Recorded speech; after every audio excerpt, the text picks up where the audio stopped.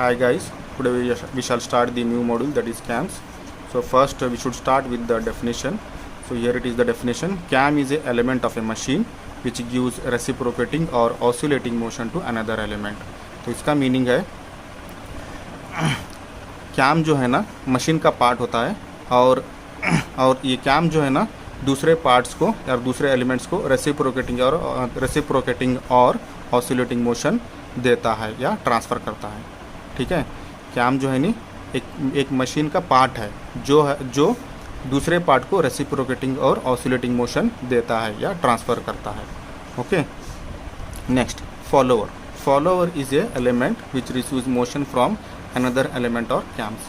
Follower बोले तो जो फॉलोअर भी है ना मशीन का पार्ट ही होता है। ये फॉलोअर जो है ना दूसरे पार्ट से मोशन को लेता है। फॉलोअर जो है ना दूसरे पार्ट से मोशन लेता है। ठीक है, इसको हम फॉलोअर बोलते हैं। जो भी मशीन का पार्ट जो है ना दूसरे पार्ट से मोशन लेता है या जो भी पार्ट CAM से मोशन लेता है तो उसको हम फॉलोअर बोलते हैं। Okay, follower is element which receives motion from another element. CAM जो है ना दूसरे पार्ट को मोशन देता है या ट्रांसफ़र करता है। फॉलोअर जो है ना दूसरे पार्ट से मोशन लेता है या रिसीव करता है। ओके, सो यहाँ पे ये देख सकते हैं आप, यहाँ पे CAM और फॉलोअर का अरेंजमेंट। यहाँ पे देखो ये एक पार्ट है और यहाँ पे और एक पार्ट है। इसको हम CAM करके बोल रहे हैं, इसको हम फॉलोअर करके बोल रहे हैं, क्योंकि ये जो पार्ट है ना ये रोटेट होगा। ये पार्ट का सेंटर जो है ना ये है।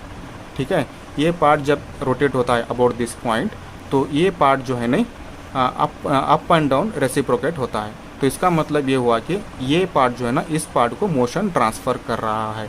ये पार्ट जो है ना इस पार्ट को मोशन ट्रांसफ़र कर रहा है। तो इसका मतलब ये पार्ट होगा CAM, क्योंकि ये पार्ट जो है ना इस पार्ट को मोशन ट्रांसफ़र कर रहा है, तो इसलिए ये है CAM। और ये पार्ट जो है ना फॉलोअर है, क्योंकि ये पार्ट जो है ना ये पार्ट से मतलब CAM से मोशन को रिसीव कर रहा है, मोशन को ले रहा है, तो ये पार्ट हो गया फॉलोअर। ओके, तो CAM का मतलब ऐसा नहीं कि उसका शेप ऐसे ही रहना चाहिए। ठीक है, कौन सा भी शेप हो सकता है। ठीक है, अगर कौन सा भी मशीन का पार्ट अगर किसी और पार्ट को रेसिप्रोकेटिंग और ऑसिलेटिंग मोशन दे रहा है तो उस पार्ट को हम CAM करके बोलते हैं। ठीक है, वैसे ही फॉलोअर भी अगर कौन सा भी पार्ट मशीन में अगर वो पार्ट जो है नहीं दूसरे पार्ट से मोशन ले रहा है या रिसीव कर रहा है तो उस पार्ट को हम फॉलोअर बोलते हैं। ठीक है, ओके, तो यहाँ पे इस अरेंजमेंट में क्या होगा, ये CAM जो है ना रोटेट होगा अबाउट दिस पॉइंट। ये जो है ना CAM का इस पार्ट का सेंटर है, CAM का सेंटर है ये। ओके, ये CAM जो है ना रोटेट होगा अबाउट दिस पॉइंट। ठीक है, और यहाँ पे देख सकते हैं फॉलोअर, यहाँ पे फॉलोअर CAM के साथ यहाँ पे कॉन्टैक्ट में है। ये जब CAM रोटेट होता है तो ये follower up and down reciprocate होता है। ठीक है, सो नेक्स्ट और कुछ मैं डेफिनेशंस यहाँ पे डिस्कस करना चाहता हूँ which are very much important for solving the problem. So next definition is lift or stroke. So it is nothing but it is the maximum distance traveled by the follower from lowest position to topmost position. यहाँ पे मैं बताया कि जब CAM rotate होता है तो follower ऊपर नीचे रेसिप्रोकेट होता है। ये जो डिस्टेंस जो फॉलोअर ट्रैवल करता है, यहाँ पे देखो ड्यूरिंग ऑपरेशन जो है नी फॉलोअर है नी ये पोजीशन से ये पोजीशन तक, यहाँ तक मतलब यहाँ तक, ये पोजीशन से ये पोजीशन तक, मतलब जब फॉलोअर है नी लोएस्ट पोजीशन से टॉप मोस्ट पोजीशन को जो डिस्टेंस ट्रैवल करता है ना तो उसको हम लिफ्ट या स्ट्रोक बोलते हैं।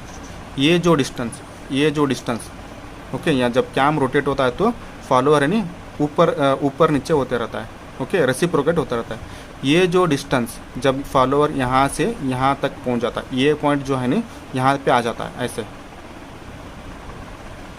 ठीक है, तो जब मतलब यहाँ से यहाँ पहुँच गया आपका फॉलोअर ड्यूरिंग ऑपरेशन, ये जो डिस्टेंस जब फॉलोअर यहाँ से यहाँ जो पहुँचता है, ये जो डिस्टेंस ट्रैवल करता है फॉलोअर, ये डिस्टेंस को हम लिफ्ट या स्ट्रोक बोलते हैं। It is the maximum distance travelled by the follower from lowest position to top most position. Okay, ये जो डिस्टेंस यहाँ पे मैं बता रहा हूँ, यहाँ साइड में फॉलोअर ऑपरेशन के मतलब जब फॉलोअर रेसिप्रोकेट होते रहता नहीं, फॉलोअर लोएस्ट पोजीशन बोले तो ए, मतलब इसके नीचे और नहीं जाएगा फॉलोअर। टॉप मोस्ट पोजीशन बोले तो ए, मतलब इसके ऊपर और फॉलोअर मूव नहीं होगा। तो ये यहाँ से यहाँ तक जो डिस्टेंस है उसको हम लिफ्ट या स्ट्रोक बोलते हैं। ठीक है, यहाँ पे यहाँ पे मैं डिस्टेंस आपको यहाँ पे मेज़र किया हूँ। ये जो डिस्टेंस को हम लिफ्ट या स्ट्रोक बोलते हैं। Okay, so this definition is very important for solving the problem. अब यहाँ पे और कुछ डेफिनेशन डिस्कस करेंगे। यहाँ पे देखो मैं कैम रोटेट हो रहा है करके बोला मैं, ठीक है। अभी मैं कैम रोटेट करता हूँ, मतलब जब कैम 150 डिग्रीज रोटेट होता है, यहाँ से 150 डिग्रीज, यहाँ से 150 डिग्रीज रोटेट होता है। जब कैम जो है ना ऐसे 150 डिग्रीज रोटेट होता है तो ठीक है, ये फॉलोवर जो है ना यहाँ से यहाँ पहुँच जाएगा, मतलब lower position to top most position पहुँच जाएगा। जब यहाँ पे फॉलोवर जो है ना 150 डिग्रीज रोटेट होगा तो फॉलोवर है ना यहाँ से यहाँ पहुँच जाएगा, lowest motion to top most position पहुँच जाएगा। ठीक है, तो ये जो जब यहाँ फॉलोवर यहाँ से यहाँ जा रहा है, ठीक है, lowest motion to top most position, तो इसको हम आउटस्ट्रोक बोलते हैं। आउटस्ट्रोक जब फॉलोवर जो है ना जब फॉलोवर जो है ना lowest position to top most position को मूव होता है ना, जब कैम रोटेट होते वक्त, तो उसको हम आउटस्ट्रोक बोलते हैं। ठीक है, और ये जो एंगल कैम का एंगल जो है ना, जब फॉलोवर यहाँ से यहाँ पहुँचता है, ठीक है, lowest position to top most position जब पहुँचता है तो कैम जो है ना कुछ एंगल रोटेट हुए रहता है, तो उस एंगल को हम क्या बोलते हैं? आउटस्ट्रोक एंगल। आउटस्ट्रोक एंगल, ये जो डिस्टेंस जब follower lowest position to top most position जाता है उसको हम आउटस्ट्रोक बोलते हैं। और जो एंगल जो बनाया रहता है कैम ये आउटस्ट्रोक होने के लिए, तो उसको हम आउटस्ट्रोक एंगल बोलते हैं। ठीक है, यहाँ पे देखो 150 यहाँ पे कैम जो है ना 150 डिग्रीज रोटेट हुआ अभी, ठीक है, यहाँ पे पहुँच गया। अभी जो है ना नेक्स्ट अभी और फॉलोअर रोटेट होता ना, थोड़ी यहाँ पे जब पहुँच जाता है ना फॉलोअर है ना, यहाँ से फिर नीचे आना शुरू हो जाता है। जब यहाँ पे फॉलोअर पहुँच जाता है ना तो अभी नीचे आना शुरू होता है, मगर नीचे आने से पहले थोड़ी देर के लिए यहाँ पे रुक जाता है। ठीक है, जब नीचे आना पड़ता है तो यहाँ पे थोड़ा टाइम यहाँ पे रुकता है फॉलोअर, तो उसको क्या बोलते हैं? हम ड्वेल बोलते हैं। जब फॉलोअर नीचे पोजीशन से तो ऊपर पोजीशन तक जाता है तो अगेन यहाँ पे ऊपर से नीचे आना शुरू होता है, मगर नीचे आने से पहले थोड़ी देर यहाँ पे स्टॉप होता है ये फॉलोअर। ये जो पोजीशन को ये पोजीशन यहाँ पे जो फॉलोअर आके स्टॉप होता है ना, उस पोजीशन को हम क्या बोलते हैं? ड्वेल बोलते हैं। ओके, और ये ड्वेल पीरियड में नहीं, ये कंटिन्यूस ये जो कैम जो है ना कंटिन्यू रोटेट होता रहता है। समझो 30 डिग्रीज, सिर्फ 30 डिग्रीज के लिए जो है ना ये फॉलोअर जो है ना ये पोजीशन पे रुकता है। ओके, जब ये 30 डिग्री कंप्लीट होता है ना तो नेक्स्ट जब फिर कैम रोटेट होने शुरू होता है ना तो फॉलोअर नीचे आना शुरू होता है। ठीक है, नेक्स्ट जो है ना कैम जब 150 डिग्रीज अगेन रोटेट होता है ना, 150 डिग्रीज अगेन रोटेट होता है ना, तो फॉलोअर यहाँ से यहाँ पहुँच जाता है, top most position to lowest position को पहुँच जाता है। ठीक है, जब नेक्स्ट 150 डिग्रीज जब कैम रोटेट होता है ना, 150 डिग्रीज जब कैम रोटेट होता है ना, तो फॉलोअर ये पोजीशन से टॉप मोस्ट पोजीशन से लोएस्ट पोजीशन आ जाता है। तो ये जो फॉलोअर का मोशन है top most to lowest position, तो इसको हम रिटर्न स्ट्रोक बोलते हैं। रिटर्न स्ट्रोक, जब फॉलोअर ऊपर से नीचे आता है तो उसको हम रिटर्न स्ट्रोक बोलते हैं। और जब रिटर्न स्ट्रोक में जो कैम जो एंगल बनाया रहता है ना उसको हम रिटर्न स्ट्रोक बोलते हैं। यहाँ पे देखो कैम जो है ना रिटर्न स्ट्रोक में कितना एंगल बनाया? 150। तो ये 150 को जो है ना रिटर्न स्ट्रोक बोलते हैं, रिटर्न स्ट्रोक एंगल बोलते हैं। जब फॉलोअर ऊपर से नीचे आता है तो हमको इसको रिटर्न स्ट्रोक बोलते हैं। जब फॉलोवर ऊपर से नीचे आता है, जो एंगल कैम बना रहता है, मतलब जो जितना एंगल कैम रोटेट हुए रहता है रिटर्न स्ट्रोक के लिए, उसको हम रिटर्न स्ट्रोक एंगल बोलते हैं, return stroke angle. Okay, once again I will repeat here. जब क्या अभी देखो यहाँ पे जब फॉलो ऊपर से नीचे आता है तो हमको रिटर्न स्ट्रोक बोलते हैं। ये ऊपर से नीचे आने के लिए जितना कैम रोटेट हुए रहता है ना, या जितना एंगल कैम बनाया रहता है ना, उसको हम रिटर्न स्ट्रोक एंगल बोलते हैं। Okay, next. अभी देखो जब कैम नेक्स्ट 30 डिग्रीज रोटेट होता है तो फॉलोवर जो है ना ऊपर जाने से पहले यहीं पे स्टॉप हो जाता है। ठीक है, जब नेक्स्ट कैम जो है नेक्स्ट 30 डिग्रीज रोटेट हो जाता है तो फॉलोवर है ना ऊपर जाने वाला रहता है, तो उससे पहले यहाँ पे स्टॉप हो रहता है, तो अगेन उसको हम ड्वेली बोलते हैं। जब फॉलोवर स्टॉप होता है ना ऊपर और नीचे, उसको हम क्या बोलते हैं, ड्वेल बोलते हैं।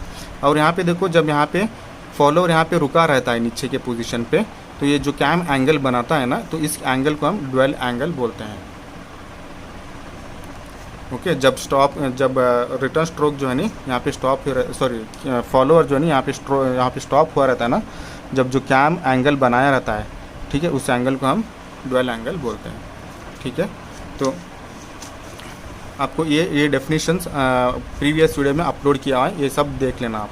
ठीक है, तो अभी यहाँ पे मैं आपको यहाँ पे कैम्स और फॉलोवर आईसी इंजन में कैसे यूज़ करते हैं बताता हूँ। अभी मैं आपको बताता हूँ कि कैम और फॉलोवर आईसी इंजन में कैसे यूज़ करते हैं। वैसे तो कैम और फॉलोवर बहुत सारे एप्लीकेशन में यूज़ करते हैं, ये ऑलरेडी हम प्रीवियस वीडियोस में डिस्कस कर चुके हैं। मैं यहाँ पे अभी क्या डिस्कस कर रहा हूँ, आईसी इंजन में कैम और फॉलोवर कैसे यूज़ करते हैं। ठीक है, ये देखो आईसी इंजन है, ये जो इंजन का ये इंजन का सिलेंडर है, ये पिस्टन है। ओके, ये एग्जॉस्ट वाल्व है,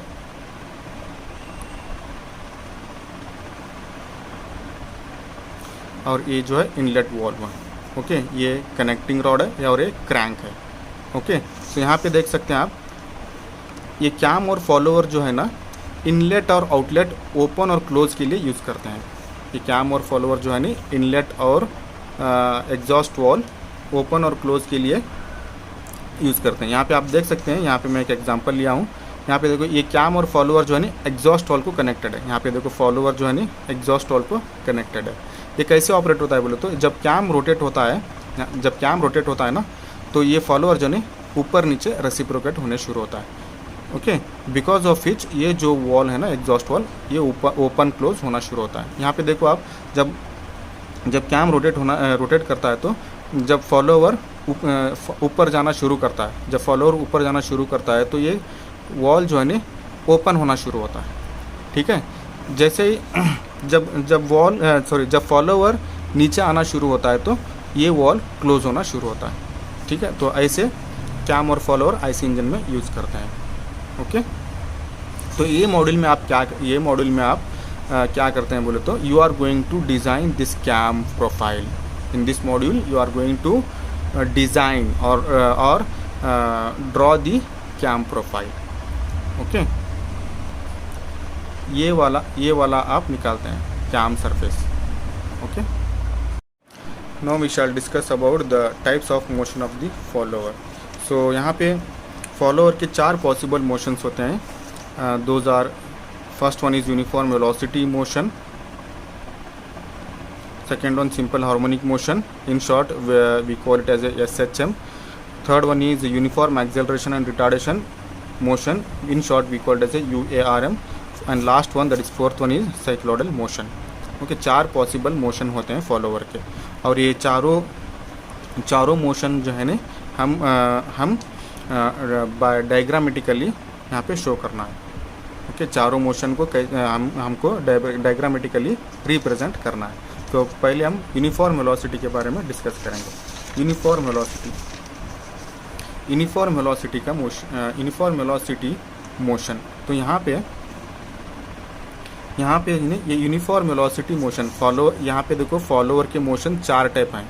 ओके, यही 4 टाइप अभी जो हम डिस्कस किए ना, वही 4 टाइप है, ये वाले 4 टाइप। ओके, तो उसमें से हम पहला वाला डिस्कस कर रहे हैं, uniform velocity motion.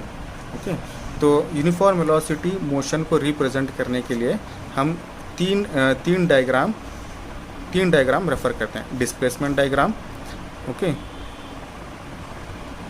Velocity diagram और एक्सेलरेशन डायग्राम।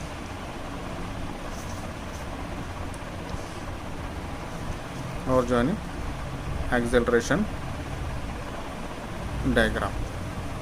ओके, तो यहाँ पे क्या है, डिस्प्लेसमेंट डायग्राम को कैसे निकालते हैं?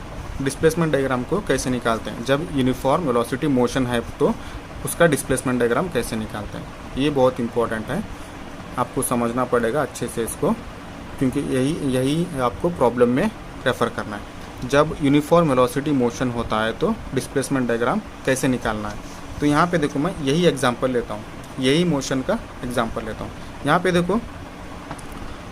पे देखो जब कैम जो है 150 डिग्रीज रोटेट होता है तो फॉलोअर जो है नीचे से ऊपर जाता है, मतलब आउटस्ट्रोक, मतलब ये जो एंगल जो है आउटस्ट्रोक एंगल 150 जो डिग्री है ना, आउटस्ट्रोक एंगल 150 डिग्रीज।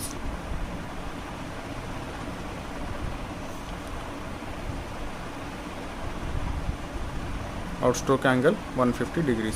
नेक्स्ट जो है ना 30 डिग्रीज, जब कैम 30 डिग्री होता है तो फॉलोअर है नी ये पोजीशन पे रहता है, मतलब यहाँ पे रुकता है थोड़ी देर के लिए, उसको हम क्या बोलते हैं, ड्वेल एंगल। ये एंगल को क्या बोलते हैं हम, ड्वेल एंगल। नेक्स्ट जो कैम 150 डिग्रीज रोटेट होता है ना, ओके, तो फॉलोअर जो है ऊपर से नीचे आता है, तो इसको हम रिटर्न स्ट्रोक एंगल बोलते हैं। ये 150 डिग्री को रिटर्न स्ट्रोक एंगल बोलते हैं।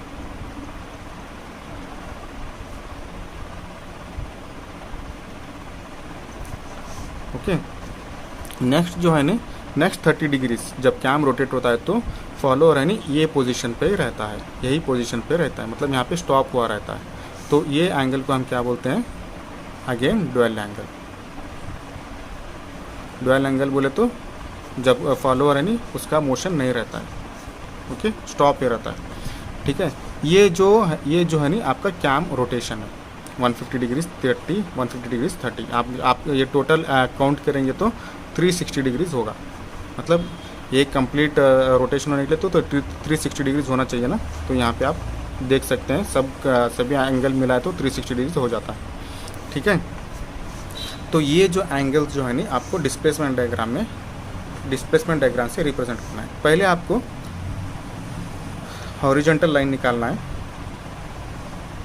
ओके, ये जो है नी हॉरिजॉन्टल लाइन जो है नी कैम एंगल रिप्रेजेंट करेगा, या कैम रोटेशन को रिप्रेजेंट करेगा। ये जो हॉरिजॉन्टल है नी एक्सिस निकाल रहा हूँ, ये है नी एक्स एक्सिस है, you can say this is x axis.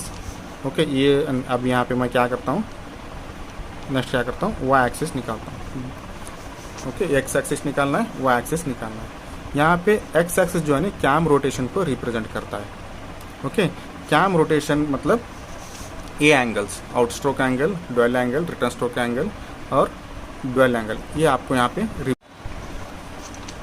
पे आपको ये एंगल जो है ना यहाँ पे हॉरिजॉन्टल एक्सिस एक्स एक्सिस पे रिप्रेजेंट करना पड़ेगा। मतलब आपको ये एंगल्स जो है ना आपको एक्स एक्सिस पे रिप्रेजेंट करने के लिए ये एंगल्स को आपको हॉरिजॉन्टल डिस्टेंस में कन्वर्ट करना है, मतलब ये एंगल्स को आपको सेंटीमीटर में कन्वर्ट करना है। तो यहाँ पे मैं ये एंगल्स को यहाँ पे एक्स एक्सिस पे रिप्रेजेंट करने के लिए यहाँ पे मैं स्केल सेट करता हूँ, यहाँ पे स्केल सेट करता हूँ। क्या स्केल सेट करता हूँ बोले तो ये एंगल्स देख के आपको सेट करना पड़ेगा। यहाँ पे 150 डिग्रीज है, 30 डिग्रीज है, 150 डिग्रीज है, 30 डिग्रीज है। तो यहाँ पे आपको ये एंगल्स के हिसाब से स्केल सेट करता हूँ मैं। यहाँ पे मैं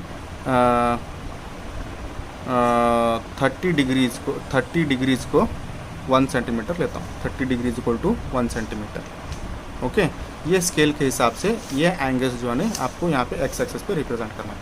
तो पहले जो है ना आउटस्ट्रोक है, पहले जो है ना आउटस्ट्रोक है, तो इसका एंगल है 150 डिग्रीज। तो आउटस्ट्रोक 150 डिग्रीज। तो आउटस्ट्रोक 150 डिग्रीज है बोले तो यहाँ पे हम स्केल क्या लिए 30 degree, 30 degrees equal to 1 centimetre लें, तो 150 के लिए 6 सेंटीमीटर हो जाएगा, सॉरी 5 सेंटीमीटर।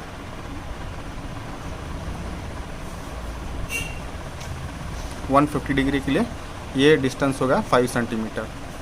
तो यहाँ से मार्क करता हूँ, ये जो डिस्टेंस है 5 सेंटीमीटर है, क्योंकि 150 के लिए 5 सेंटीमीटर होगा स्केल के हिसाब से। स्केल के हिसाब से आप 30 डिग्रीज इक्वल टू 1 सेंटीमीटर लें, तो 150 डिग्रीज के लिए कितना होगा 5 सेंटीमीटर होगा।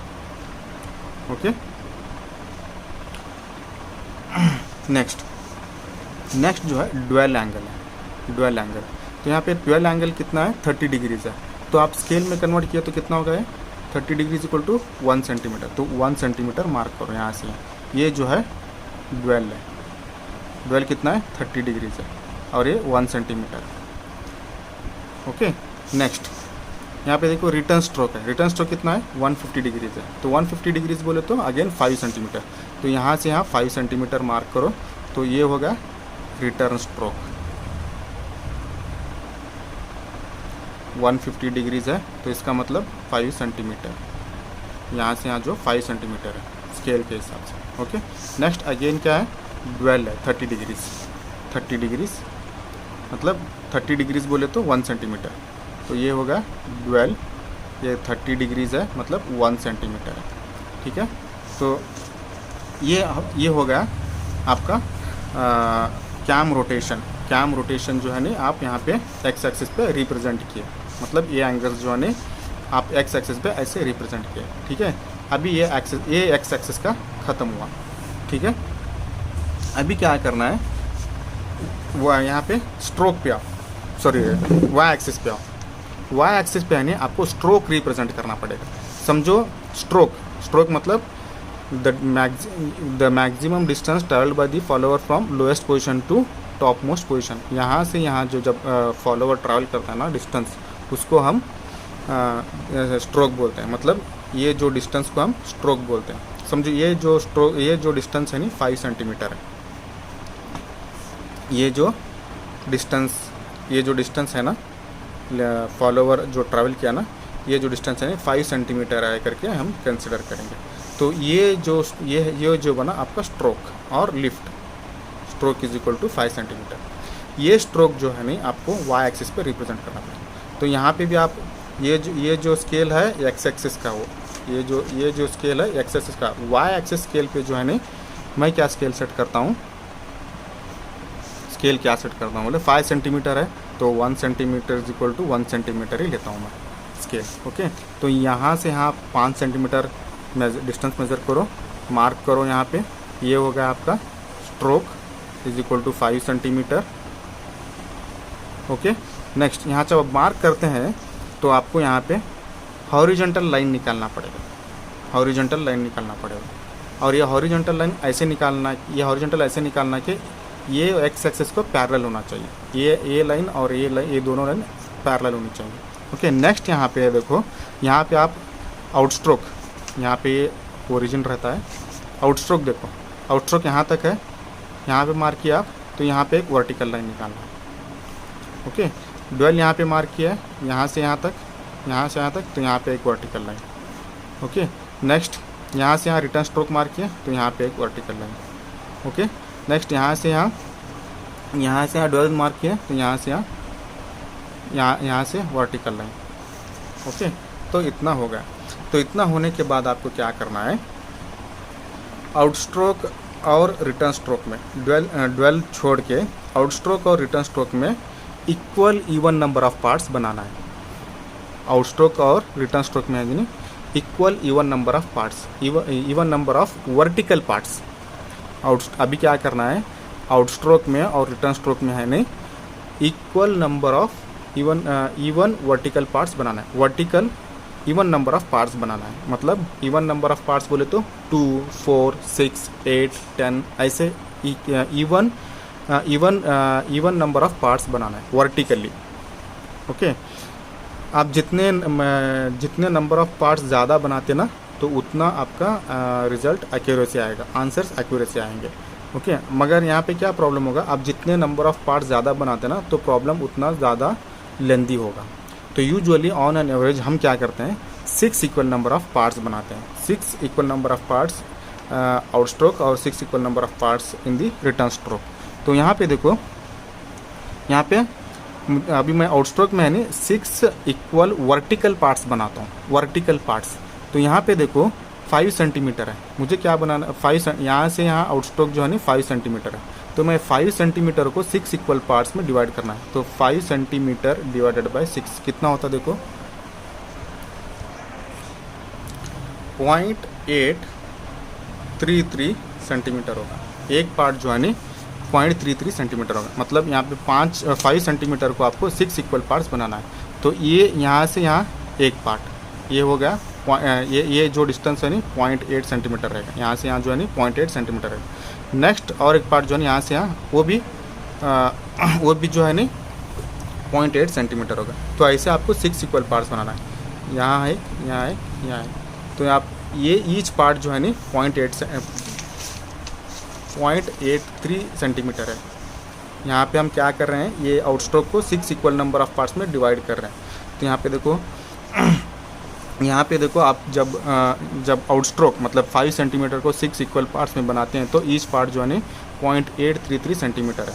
तो यहाँ पे देखो यहाँ ये एक पार्ट 2, पार्ट 3, पार्ट 4, पार्ट 5 और पार्ट 6। तो मैं यहाँ पे रफ निकाला हूँ, ठीक है। तो हर एक जो यहाँ से यहाँ जो डिस्टेंस है ना 0.833 सेंटीमीटर, यहाँ से यहाँ जो डिस्टेंस है ना 0.833 सेंटीमीटर, यहाँ से यहाँ जो है ना 0.833 सेंटीमीटर, यहाँ से यहाँ जो है ना 0.833 सेंटीमीटर, यहाँ से यहाँ 0.833 सेंटीमीटर, यहाँ से यहाँ 0.833 सेंटीमीटर। तो यहाँ पे मार्क करने के बाद ये इक्वल पार्ट्स बनाने के बाद तो इसके वर्टिकल लाइंस निकालना है, इसके वर्टिकल लाइंस निकालना है, ठीक है। नेक्स्ट सिमिलरली रिटर्न स्ट्रोक में भी वैसे ही करना है। रिटर्न स्ट्रोक भी देखो रिटर्न स्ट्रोक का डिस्टेंस कितना है 5 सेंटीमीटर है। तो इसको मैं यहाँ पे आप कितने इक्वल पार्ट्स बनाए रहते ना उतने ही रिटर्न स्ट्रोक में भी बनाना है। यहाँ आउट स्ट्रोक में हमें 6 इक्वल पार्ट्स बनाए, तो रिटर्न स्ट्रोक में भी हम 6 इक्वल पार्ट्स बनाना है। तो यहाँ पे देखो 5 सेंटीमीटर है रिटर्न स्ट्रोक का डिस्टेंस यहाँ से यहाँ तक, तो 5 डिवाइडेड बाय 6 अगेन 0.833 सेंटीमीटर होगा। तो यहाँ पे मैं 6 इक्वल पार्ट्स बनाता हूँ। जैसे आप यहाँ पे आउट स्ट्रोक में बनाए ना वैसे यहाँ पे 6 इक्वल पार्ट्स बनाना है। तो ईच पार्ट जो है ना 0.833 सेंटीमीटर है। तो यहाँ पे आप पार्ट्स बनाने के बाद 6 इक्वल पार्ट्स बनाने के बाद अगेन वर्टिकल लाइन निकालना है उस पार्ट्स को। यहाँ पे देखो 1 2 3 4 5 6 इक्वल पार्ट्स हो गए, ठीक है। ये जो ड्वेल में इक्वल पार्ट्स नहीं बनाना, ड्वेल को डिवाइड नहीं करना, ओके, ड्वेल को ऐसे ही छोड़ देना, ठीक है। अभी क्या करना है, ये एंड से ए एंड तक स्ट्रेट लाइन निकालना है, स्ट्रेट लाइन, ओके, ठीक है। नेक्स्ट जो है ना ये एंड से ये एंड तक ड्वेल में जो है ना हमेशा हॉरिजॉन्टल लाइन निकालना है, ड्वेल में हमेशा हॉरिजॉन्टल लाइन। फिर आउट स्ट्रोक में ये एंड से ये एंड तक, मतलब इसका मतलब ये हुआ कि आउट स्ट्रोक में क्या होता है, यहाँ पे फॉलोवर नीचे से ऊपर जाता है, स्लोली जाता है। तो यहाँ पे देखो ये जो डिस्प्लेसमेंट डायग्राम नहीं फॉलोवर का डिस्प्लेसमेंट रिप्रेजेंट कर रहा है। यहाँ पे देखो फॉलोवर भी ऐसे ही स्लोली और lower position to top most position जाता है, यही टॉप मोस्ट पोजीशन है, यहाँ तक पहुँच जाएगा, ठीक है। ड्वेल में यहाँ पे फॉलोवर आने के बाद क्या होगा, स्टॉप हो जाएगा, मतलब इसका मोशन नहीं रहेगा, ऊपर भी नहीं जाएगा नीचे भी नहीं जाएगा। तो इसलिए यहाँ पे देखो ड्वेल में हॉरिजॉन्टल लाइन, ओके। यहाँ से नेक्स्ट जो है ना रिटर्न स्ट्रोक में क्या है, फॉलोवर जो है ऊपर से नीचे आने शुरू होता है, ठीक है। इसका डिस्प्लेसमेंट नीचे आना शुरू होता है। तो यहाँ पे देखो ये रिटर्न स्ट्रोक है, तो ऊपर से नीचे ये एंड से ये एंड तक यहाँ से स्ट्रेट लाइन निकाल दो, ओके। अगेन यहाँ आने के बाद यहाँ पे रुक जाता है फॉलोवर, तो इसका मतलब यहाँ पे ड्वेल पीरियड रहता है फॉलोवर का, ओके। तो यहाँ पे कुछ मूवमेंट नहीं रहता है फॉलोवर का, तो इसलिए यहाँ पे भी यानी डिस्प्लेसमेंट डायग्राम हॉरिजॉन्टल है। तो ये होगा displacement diagram for uniform velocity. Uniform velocity का डायग्राम निकालना है बोले तो आपको ऐसे निकालना पड़ेगा, ओके। आपको जैसे ही प्रॉब्लम आप सॉल्व करते हैं तो आपको समझ में आ जाएगा, ठीक है।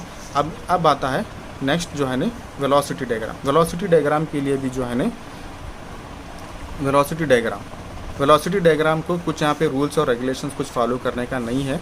जस्ट आपको नेचर ऑफ द डायग्राम निकाल के रख देना है। वेलोसिटी और एक्सेलरेशन को जो है नहीं, नेचर ऑफ द डायग्राम निकाल के रख देना है।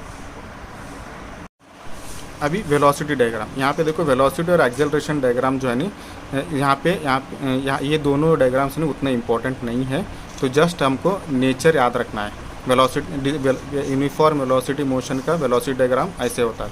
यहाँ पे देखो रिटर्न स्ट्रोक तक ये ऐसे वाला बॉक्स, ओके, रिटर्न स्ट्रोक तक, ओके। यहाँ पे रिटर्न स्ट्रोक ख़त्म होता ना, तो यहाँ पे भी आपको बॉक्स एंड करना है।